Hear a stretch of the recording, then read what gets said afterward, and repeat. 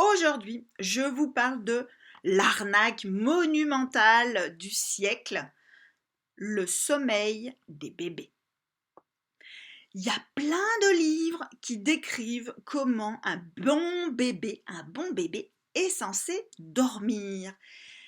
Ce qu'on sait aujourd'hui, maintenant qu'on peut mettre des capteurs sur le corps des bébés pour mesurer comment ils dorment vraiment, c'est que ces livres et ces pseudo-spécialistes du sommeil du bébé parle plus de comment le spécialiste et la personne qui a écrit le livre imaginent que le bébé devrait dormir que de la manière dont le bébé dort vraiment. En effet, le sommeil du bébé, entre 0 et 2 ans, ça ressemble à ça. Donc, c'est une courbe un peu compliquée. Si vous voulez que je vous l'explique, mettez-moi des questions dans les commentaires. Je vous l'ai résumé d'une manière beaucoup plus explicite. Le sommeil du bébé, hop, ça ressemble à ça. Entre 0 et 3 mois, c'est un gros merdier. Et de 3 mois à 2 ans, c'est un merdier un peu moins gros, mais avec des grosses variations individuelles.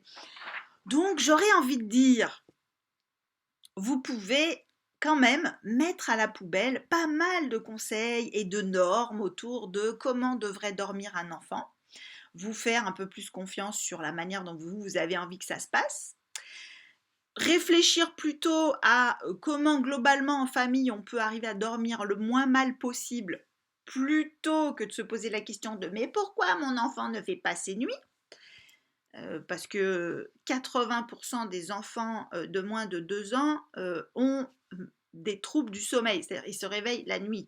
Donc quand 80% d'une classe d'âge présente un trouble, je me dis que peut-être il faut revoir la définition de la norme. Bon, bref. Mais cette vidéo s'adresse surtout aux gens qui ont la désagréable habitude de poser comme question à des jeunes parents: est-ce qu'il fait ses nuits? Je vous inviterai, ma foi, fort gentiment, mais quand même assez, de façon assez insistante, à remplacer cette question par comment ça se passe? Vous arrivez à récupérer malgré les nuits hachées? Ou des choses comme ça qui permettraient aux parents de se sentir un peu moins nuls, tout simplement parce que leur bébé est normal. Allez, je ne sais pas du tout de quoi je vais vous parler dans la prochaine vidéo, donc si vous avez des questions existentielles, mettez-les en commentaire. Salut!